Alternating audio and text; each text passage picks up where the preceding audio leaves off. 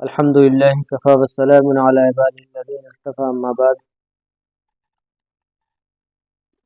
عزیز ساتھیوں، محرم الحرام کا مہینہ، اس موضوع پر ہم لگاتار آپ سے گفتگو کر رہے ہیں اور اس کے اندر جو بھی بدعات ہیں، خرافات ہیں، رسومات ہیں، اس پر ہم گفتگو کرنے کی کوشش کر رہے ہیں۔ آج کی اس ویڈیو میں ہمارا عنوان ہے حضرت حسین رضی اللہ تعالیٰ عنہ کے نام پر سبیل لگانا اور کھانا پکانا۔ حضرت حسین رضی اللہ تعالیٰ عنہ محرم الحرام میں شہید ہوئے،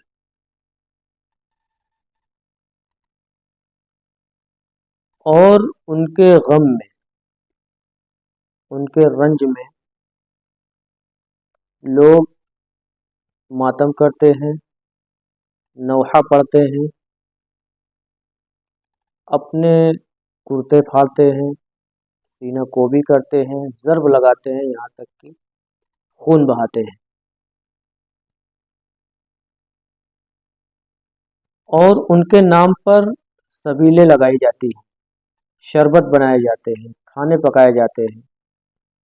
وہ کھانا پکاتے ہیں، اس میں قسم قسم کی چیزیں ہوتی ہیں، کہیں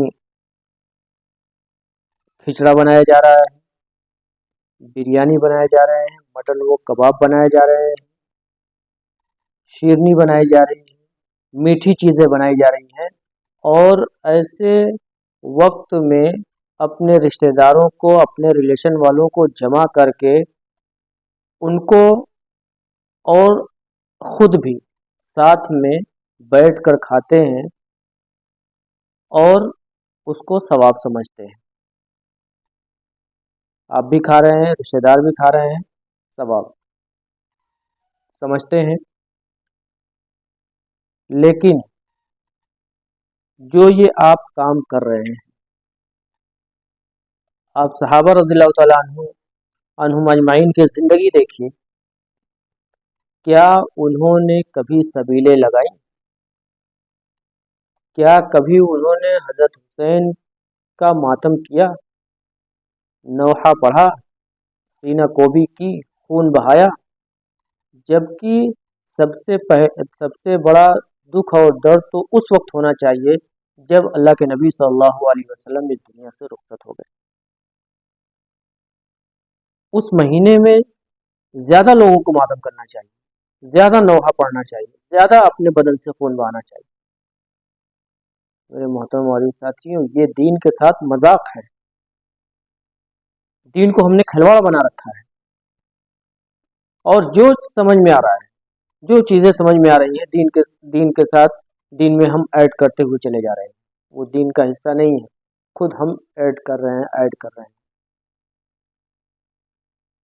یہ اللہ کے نبی صلی اللہ علیہ وسلم نے یہ طریقہ نہیں بتلایا ہے۔ جب محرم کی 8ویں 9ویں تاریخ ہوتی ہے تو ہمارے عورتیں، ہماری نوجوان لڑکیاں، عورتیں سب اس کے انتظام میں لگ جاتی ہیں، گھر کی پتائی کرتی ہیں، گھر کی لپائی کرتی ہیں، گھر کی پاکی و صفائی کرتی ہیں، جو بھی گندگیاں ہوتی ہیں گھر کے وہ سارے صاف کرتی ہیں۔ جب 10 محرم آتا ہے تو اس دن سبیلیں لگائی جاتی ہیں، پانی پلائے جاتے ہیں، شربت یا دودھ پلائے جاتے ہیں۔ یہ کیسی رسم ہے؟ اس کے بارے میں کیا صحابہ نے بتایا، کیا اللہ کے نبی نے بتایا، کیا خلفائے راشدین نے بتایا؟ کسی نے بھی نہیں بتلایا۔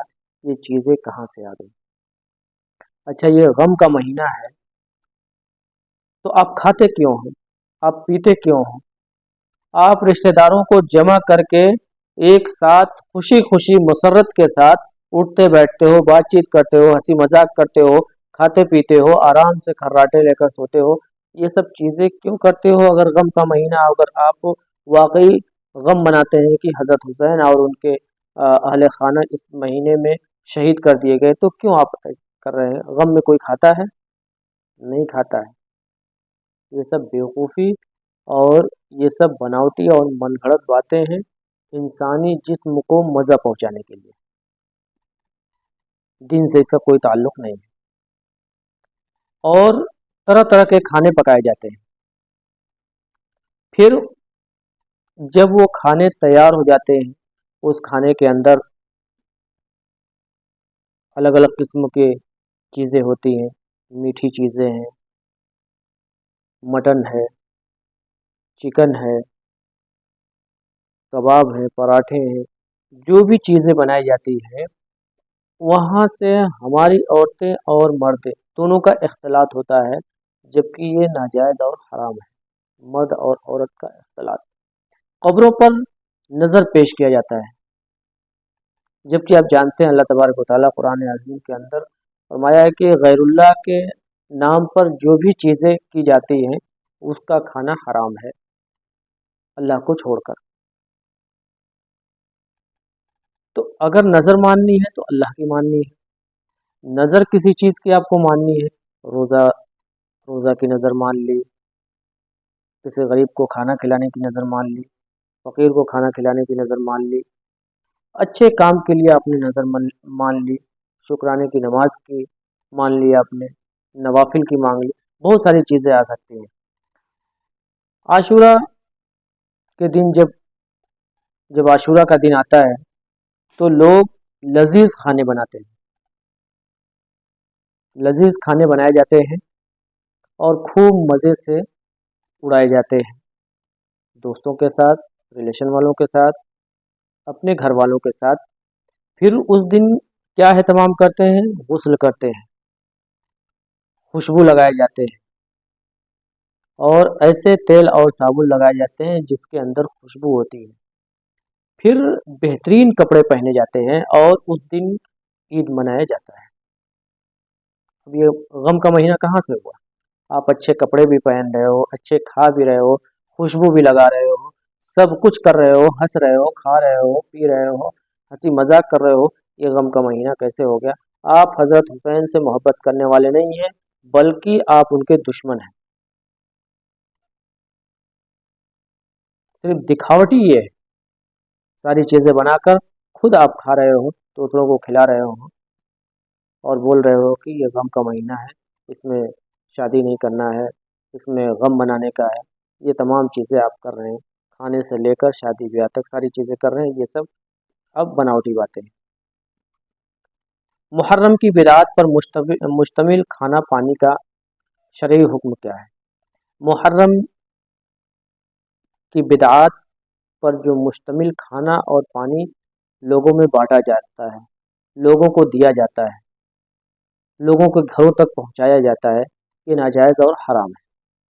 इसकी कोई शरई हुक्म नहीं है, ऐसी कोई भी चीज़ दीन के अंदर नहीं बतलाई गई। 10 मुहर्रम हराम जब आता है, यानी आशूरा का दिन, उस दिन खिचड़ा बनाया जाता है, खिचड़ा वो भी लजीज बनाया जाता है और खाने में भी मज़ा आता है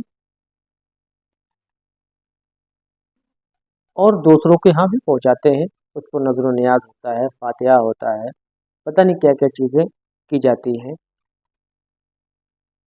मुहर्रम में कब्रों पर जाना, मिट्टी पानी डालना। अब उसी दिन औरतें मर्दों का इख्तिलात होकर सब लोग जाते हैं और कब्रों को लीपते हैं, पोताई करते हैं, सफाई करते हैं, कब्रों पे मिट्टी चढ़ाते हैं, फिर वहाँ अगरबत्ती जलाते हैं, मोमबत्ती जलाते हैं और उस पे माला चढ़ाते हैं। फिर नजर नियाज करते हैं और उनसे मन्नतें मांगते हैं, उनसे दुआएं करते हैं, उन पर सजदा करते हैं।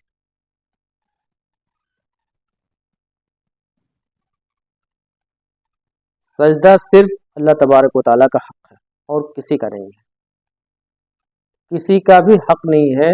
लेकिन हमने अल्लाह को छोड़कर गैरुल्लाह को पकड़ा है कि ये हमारी सिफारिशी होंगे, वो खुद मोहताज होगा कल क़यामत के रोज़, उसका कोई सिफारिशी नहीं होगा सिवाय जनाब मोहम्मद रसूलुल्लाह सल्लल्लाहु अलैहि वसल्लम के।